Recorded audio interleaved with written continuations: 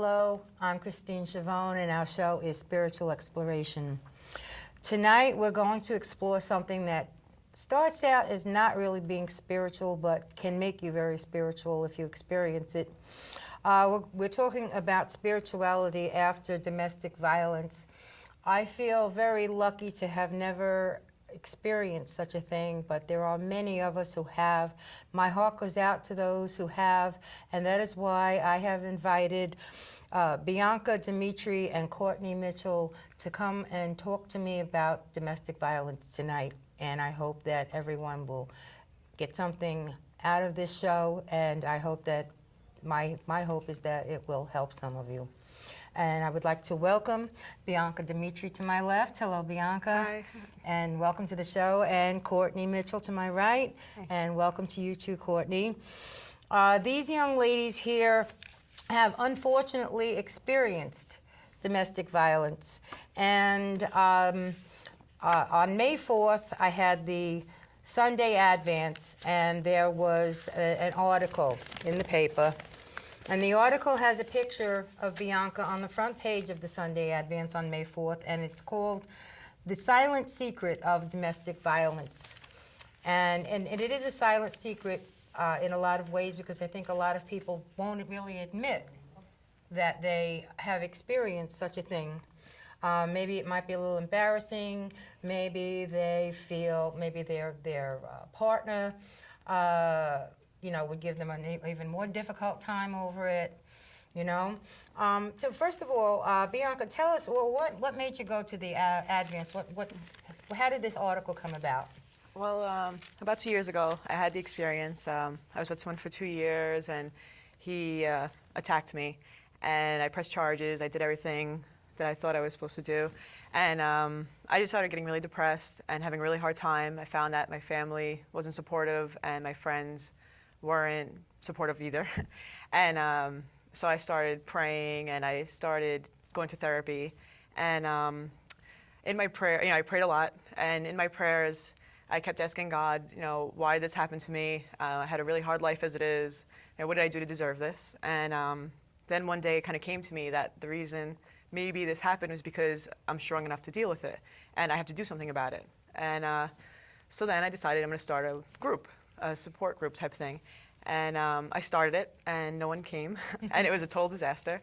And I didn't want to give up, so I decided I'd get some more press, and I went to the Staten Island Advance, and luckily they put it right on the cover, and it's been great response. And that was really my only intention, was just to get people to come to the group and talk and share their stories. Well, your intention, that's the reason that I contacted you after reading the article, because I said, this girl's doing a very spiritual thing, trying to reach out and help people who have had the experience that she has had, or even worse, I imagine. And I thought it was a beautiful spiritual thing, and I said, let's do a show about it so that I could help you reach out to people who are experiencing these things, and so that they can come to your support group. And at the end of the show, there's going to be a page that will give the information on how to contact Bianca and Courtney to join their support group. We're not giving out any information about where it is at this point in time. You can get that information when you get in contact with them, because it is fearful that some of the peoples who are experiencing this problem might have partners who might show up and cause trouble or something like that. So that's going to be kept among the people who will be attending these meetings, and for their own safety as well. So now you had the experience, you started the group, and you got a good response from the paper. Well, that's good, and I hope that you get a good response from this show now too. I hope that people will continue to, because you know what, when you are experiencing something like that, you're really not alone. There are other people out there. You feel terribly alone. And you feel alone, but you're not. I feel like the only people that understand this are people that have been through it. And I think it's important for survivors to stick together and understand that other people are going through this. They're not speaking of it, And right. That's how I met Courtney at one of my third meetings. And she's like my partner now. That's and great. we're sharing this burden, and we have like a buddy system, and it really helps. And I want women to realize that there's help out there, and there's not a lot in Staten Island, unfortunately, but we need to change that and make this topic more, Well, you say that it's a very prevalent thing on Staten Island. Yeah. Tell me, I mean, I know that there's a lot of people, I mean, mostly it's women, right, who are the victims. Mostly women. Mostly women. Although we cannot say that that's completely, because there are men. I mean, right next to the article about you and your group was another article saying man beaten, girlfriend charged. I mean, women have been known to beat up on their significant others as well. It's just not as prevalent as men doing it, or not as talked about as men doing it. And anyone can come to these meetings. You don't have to be a woman. That's right. Man to or come to- woman And can men come have to the come. meetings. One man that we spoke with a lot, he was a high school teacher. He was very concerned with the violence going on in the halls of the high schools. And, we weren't aware of this. And, so then we also have men who've come in who experienced this with their family. So there's all types of situations. It's not just, boyfriends beating up girlfriends. It's, tons of scenarios. I'm sure that there's children that get involved in these things, and they get, and even pets. People try to get even with people by hurting their pets. And that's a terrible thing, because that makes you a real person. It makes you a real man if you're going to hurt somebody's child or their pet. Yeah. You know what I mean? But- That's really macho, I think. Also, if you're a man and you abuse your girlfriend or your wife and your kids see that, they might Yeah, grow up that's right. to do the same thing. That's you know? right. Of course, your children will grow up with the example that you set for them. And if you set an example for your children that you're beating up on your wife or that you're a violent person, and when they grow up and they become violent and they wind up in jail, don't say, well, how did that happen? Yeah. You can't, because you're the one that gave them the idea. I have a whole theory on this, actually. Go ahead. I really feel like it happens a lot in Staten Island because there's no outside influence, and a lot of it has to do with media. And children, the children are modeling their behavior based on like Sopranos and these types of shows. So they glorify this mobster mentality, and then they act like mobsters, and that's what they do. They, beat their girlfriends up, or they smack people in the face. I mean, men and women. And that's not the way you treat human beings in general, not just women or men. That's right. It's all about treating people With respect. respect. That's right. And Respect. that's not, there's no role models for children. There's not enough programs. And they were speaking to Courtney and I about going to some high schools and explaining, healthy relationships, because nobody seems to really know what they are these days. No. No, it's true. It's true. There's a lot of dysfunctional families around, and it's because people are not focused on what they should be focused on. I think that if more families were focused on being a family and bringing up children the right way and making sure that they're educated and making sure that they are being given what they need to survive emotionally and mentally and physically, then we might have something going on there. But I think there's a lot of families that they feel, well, the schools should bring up their children, and the schools should do this, and the other Exactly. people should do that. And if you want to have children, you got to take on the responsibility. Absolutely. You have to say, this is my child. I brought this being into the world, and I am responsible for this being until they reach an age where they can be responsible for themselves. And whatever happens during the course of your life is no excuse for taking it out on somebody else. Because when you become an adult, no matter what kind of a life you have led, you are ultimately responsible for who you become. Definitely. I mean, I've had, everything. I've had a really tough life, and I don't go around, abusing people. No. I always have hope that there's good out there, and, I just don't understand how that could be an excuse. I mean, there's consequences, and that's the way it's supposed to be. You have consequence for your actions. And that's why women need to start pressing charges and dealing with this issue. It's not okay. And that's the bottom line. Nobody should be treated like that. Not animals, not women, not men. Children, not anybody. So they have to start realizing that. And There's no excuse for violence under any circumstances. I don't care how annoyed or angry you get with somebody for whatever reason. There's no excuse for violence. There's no excuse for treating a situation with violence. There's always a way to straighten something out by sitting down and just talking it out. And there's no excuse for striking somebody and hurting them or hurting their child or their pet or anything. There's no excuse for it. And it doesn't make you a better person or a macho person. It makes you a low person, actually. It makes you someone working on a low vibration. And if that's the way you want to be known, well, So, you girls have both had bad experiences with domestic violence, both because of significant others that you were involved with at one point or another. And now you've come together and you've started a self-help group, a group of people who are going to support each other, a support group.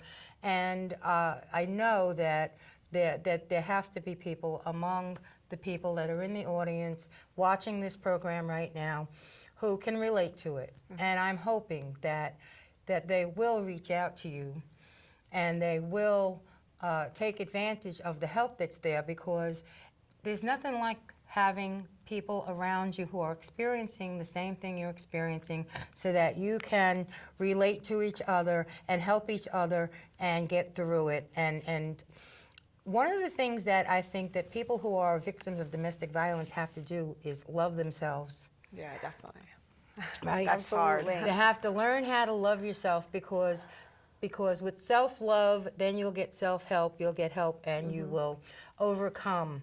Because I think a lot of women get themselves into situations, and I'm not speaking against the men, because they do experience it too. But by and large, it's women who are victims, mostly. And I'm hoping that they will reach out to you girls, they really do, and get the help that they need. Very, very often women get into situations where they're in a relationship or a marriage and they're dependent upon the person for financial, for financial aid, and they stay in the relationship because they're depending on the person for support. What would you girls suggest that people do to try to get around that, get away from? I mean, a lot of these situations, maybe they can be mended, but maybe they can't. So what's a woman to do when she's depending on a man for her livelihood? Well, when I was in my relationship, I didn't depend on my boyfriend at the time for financial reasons, but I felt like I had nobody else, because he forced me into isolation, you know. I had no friends, I had no family, you know, I had no contact with my family, because he made me feel like everyone around me was a bad influence on me, and all I needed was him, you know. That was him being controlling. Absolutely, and that made me not love myself the way I should have. And eventually, after about 2 years of being his punching bag, I decided that, you know, I needed to learn to love myself and get out of it, or else I was going to end up dead, and I didn't want my parents to have to deal with, Of course. the loss of a child, you know. No. And I had gone to the police on him, and they kind of like shoved it under the rug a little bit, you know, because he has friends and family who are police officers. So no one ever took me serious, and like Bianca said before about the whole mob thing, he had family members who were connected, so then he started making threats, you know, we'll kill your family if you say anything. So I just kind of dealt with it, you know, and I had to move to another state to get away from him. Really? Then So it's not as easy as some people might think it is to get out of an abusive not. It's relationship. not. But what Bianca is doing with this group and me helping her, I feel like, you know, we just want people to know that there's a way out, you know. there's always a way out, especially if you connect with people who can help you, and that's why you girls are here. I know it. You're doing a beautiful spiritual thing, reaching out to other people who have experienced the type of experiences you have had. So now, a woman, you're going to say something? I just wanted to mention, like, the thing that really infuriates me about the whole situation is the way people deal with you afterwards. They say things like you're damaged goods and, you know, you're a liar, this never happened to you. If you stayed with the person, you deserved it. You know, that's not the case. You know, there's a lot No, of it's different not. cases, No, and I people have heard. to understand that this is a real issue. And, you know, I was a bartender for 8 years now, maybe more. And now that I started speaking about it, since I've been through it, otherwise I never would have spoke about it, I realized that this is happening to everybody. I mean, every woman has at least one story or is in one situation. And, you know, it's nothing to do with, you know, accepting and liking it. And who wants to be treated like that? You know, it's just sometimes it's dangerous and, you know, you're intimidated and you're confused and, you know, you sincerely care about somebody and, you know, it's very confusing. And my situation, I didn't stay, you know, so that's not always the case, but, you know, there's different circumstances and you can't judge people and, you know, badger them. That doesn't help the situation. And, you know, my family says, put it behind you, but I'm living it. You know, it's not behind me. This is my life. I can't sleep at night. I can't have normal relationships. This is my life. And I want to get through it. I want other people to get through it with me. And I I think it's really horrible that people say, some people say to me that I've lied. And I'm like, did I punch myself in the face? Give myself a black eye? Yeah. Did the cop, that saw this happen, he lie? It's just insane. It's ignorance. And I know, I know that very often all right, let's put it in terms of man on woman right now, because as we said before, mostly it's men who are badgering women and stuff like that. And very often the man will have, or the person who is the culprit will have the other person believing that they deserve what they're getting, that they deserve, they did something to bring it on themselves, and that is not the case. Very often it's not the case. It's because one person has to have control over another person. That's what it all boils down to. The psychology of it is just so deep. I mean, there's so much you just can't even understand unless you've been in that situation. I mean, the way you feel about yourself, the way you blame yourself, because you start to think, maybe I did something. I don't think they did this to anybody else. Was it something I did? How could I choose somebody like this? You start second guessing yourself. And it's not like I stayed around, but I think to myself, do I choose people that are, this kind of, how did I not see that? And I came down to myself and I got extremely depressed, and it's really difficult. Well, you know what the difficulty is? I think that very often in the beginning of a relationship, the man is really nice and sweet and amazingly, supportive. Charming. Prince Charming, that's right.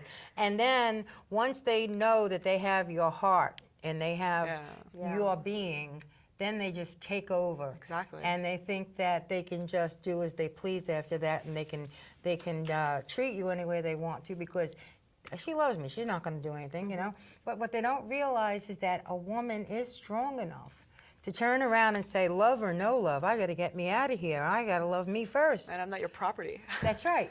People are not property, and that's the bottom line. That's right. They treat you like that, like you're their property, and no, you're not their property. No human being is owned by any other human being. Period. And every human being should be, should know enough that you have to give out respect. You can't be beaten up on people. But there are people that I think that you have to look at it in another way too. That these people are sick. Yeah.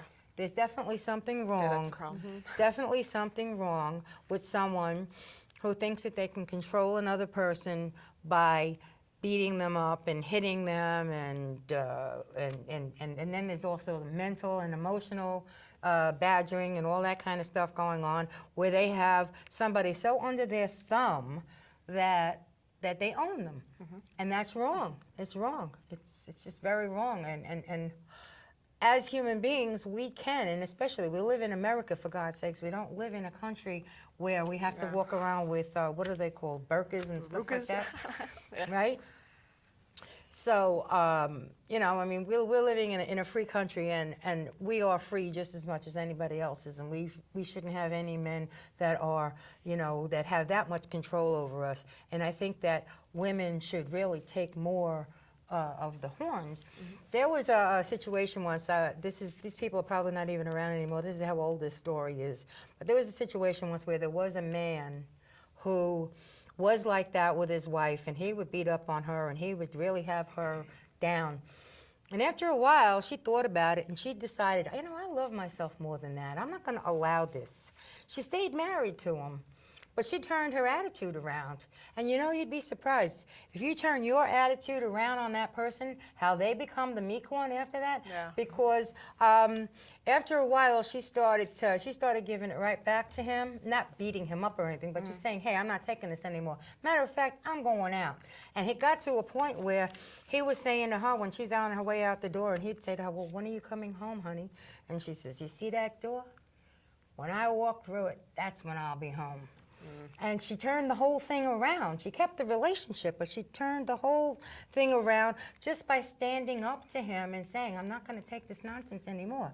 Either you're going to start treating me right, or I'm out of here. And he didn't want to lose her because he had somebody that's cooking and cleaning and taking care of him, and nobody else was going to do it. Yeah, but people have to understand the problem is not you. It's the person who's abusing. That's right. And you don't go to couples counseling. He needs counseling. You need to get out of the situation. It's dangerous. Get out And then he gets counseling, and if, you know, I'm pretty religious, I believe in forgiveness, I really do. But, you know, he needs to heal and change. And if you stick around and you become his punching bag and you go to couples counseling with him or you believe that he's gonna get better, it's not the way it works. No. It never, ever works. I mean, I've been speaking to women all the time now. That's all I do is speak to women in these situations, and never changes. That's it. You know, this is it. What you have to do is leave, and you have to be safe and take care of yourself. And that's the bottom line. And you know, learn to love yourself after. That's All your right. only steps you can take. You're absolutely right. I believe that You know, the only you're not way. the problem. I No, just want, you know. that's right. They have the person who is the abuser has the person who is being abused convinced that they are at fault, they are deserving of what's going on, and they're not. They're not. Here you have a woman who's probably doing the best she can to keep the relationship going, to keep the family together, and she's being blamed for stuff that doesn't even exist. And I'm hoping that there are women out there, and men too. I mean, I'm not saying that it's all men. It's not. Yeah. All right? But, you know, there's a small percentage of you men out there that are being abused by your wives or girlfriends too. And the answer is the same as it That's is. not acceptable either. It's not acceptable either. And the answer is the same as it is for a woman. Get out of the relationship. Tell that person, get lost. I don't need you anymore. I don't want you anymore. If you're going to treat me like that, you have to, women have to, and men have to, like Leslie said, we have to love ourselves enough to say, I don't deserve to have somebody treating me so shabbily, and I'm not going to put up with it anymore, and that's the end of it. All right, but then we come down to where the person, now you girls were very lucky that you weren't financially dependent on your significant others who were treating you badly. But what about a woman who is financially, she's got children, she's got to feed them, she's got to pay rent, she's got to pay utilities, got to, you know, and the only way that she's going to do this is by depending on this. What does she do? Well, my advice is see a therapist immediately. You know, they have all kinds of answers for you that you would never think of yourself. They know, you know, organizations, institutions. I mean, my therapist, you know, told me a whole bunch of things that helped, and I'm not in that situation. Like, we have a woman in our group who's in that situation. And, you know, she's not ready for therapy, so she comes to our group. Our group is very casual, and, you know, we don't have any counselors. It's just kind of, you know, relaxed setting and stuff. But, you know, go to a therapist first, you know, explain the problem to somebody, open up, you know, get it out there, and then they'll have advice for you, and there's tons of things you can do. Once you start talking about a problem, because a lot of people don't talk about it, I think once you start talking about a problem, you start to heal from it by the fact that you are bringing it out and actually admitting it. Because I think that a lot of people also go into denial. Oh, totally. Yeah. That's what all happened it is with me. denial. I mean, I blamed myself. Every time he abused me, I thought, it's because I didn't say hello the right way, or it's because I'm wearing something that he doesn't think is appropriate, or, you know, it's because I picked him up too late. And you keep it all in, and you blame yourself, and you're almost afraid to tell people about it because they judge you, and you're like ashamed of what happened to you. You know, you don't want anyone to know, so you keep it all in. You hide the bruises, you hide all of that, and this group is a way for people to come and get it out. It's a first step. You know, it's a very casual, small first step. How often do you meet? Just once a week, Once usually a- on Mondays. Usually on Monday. And so, in other words, so then you have a group of people, mostly women, but a couple of men, who get together every Monday at a designated place, and you sit and what do? You talk about? Well, first we, you know, introduce each other because there's a lot of newcomers. Every week there's newcomers. Seems like just Courtney and I are the only permanent members so Yeah. far. And you know, we introduce each other. We you know, serve the coffee and donuts or whatever, and we just kind of like tell our story or why we're there. I always try to give them a short little, you know, synopsis of why I'm doing the group and what it's about, and then it just comes out. You know, some people, you know, usually Courtney and I tell our stories, and then once we get into it, then even the quiet ones Yeah. just start speaking, and they're like, wow. You know, I'm so glad to say this. I haven't told anybody in years or whatever. And at times it comes to tears. Sometimes, you know, we had Yeah, well, that's an outlet, we sure. had a couple weeks ago. We had Dina Tush, Jessica the Tush's mother mom. of Jessica Tush, who got murdered by her boyfriend. And there's all different people. Like, you know, a mother came in and said, you know, why didn't she tell me? You know, what could I have done? And it's important, you know, to just have all kinds of people come to the meeting. It's not just, you know, abused girlfriends. And it doesn't matter how old you are either, because Yeah. I was very young when it happened. I mean, you were older. I was 17 when it happened, and I was afraid to tell my mother because I thought that she would she would think I wasn't as independent and strong as she thought I was. You know, she didn't find out until years later that this ever happened to me. Really? You know? So, and my story is very different than Bianca's. So, I think it's nice for anyone to come to this group and just listen to what we have to say, even if you're not a victim. You know? Yeah, it's all about awareness. Yeah.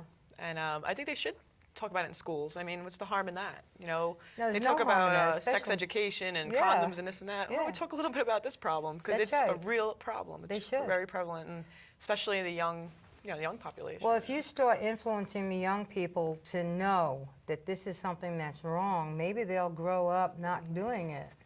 Yeah. Maybe they'll grow up saying, no, I'm not going to be an abuser because I have been brought up to be told as I was growing up that it's not a good thing.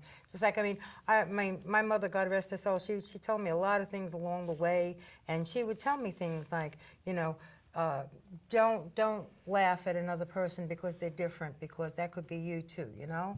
Don't abuse animals because they're God's creatures and he'll get you if you do. And well, he shouldn't have to tell me that anyway. I'm a big animal lover. Me too. But you know, I mean, when you're hearing these little tidbits along the way, they stick with you, and you remember them, and you go on from there with an attitude that's being instilled in you. And young people are very impressionable, and you can lead them in certain directions by and large so that they will grow up to be decent human beings.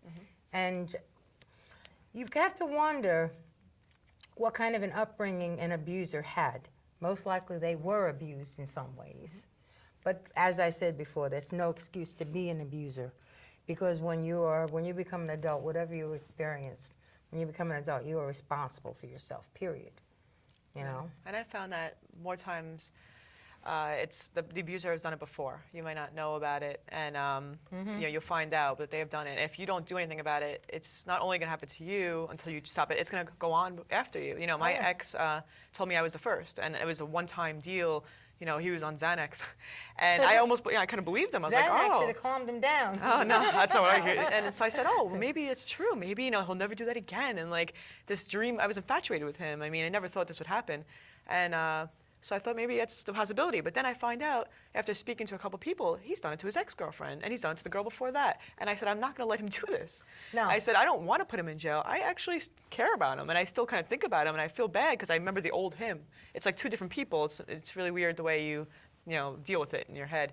But, you know, I said, I will not let him get away with this and do it to another girl. You know, I mean, it No, ruined you me. can help it, too. And yeah, I will not let him ruin other people. You know, it's not about punishing them and being, you know, a feminist. Everybody says to me, what are you, some kind of feminist? It's not even that. It's just decency, common decency. And I don't want to see other girls have the problems I'm having, because I'm having, you know, Courtney says that we have, you know, problems. Can't believe from the this. people, though, that pass judgment on people who are being abused as if it was their fault. Well, Yeah, well, I've had people tell me, well, you probably asked for it. You were asking for it.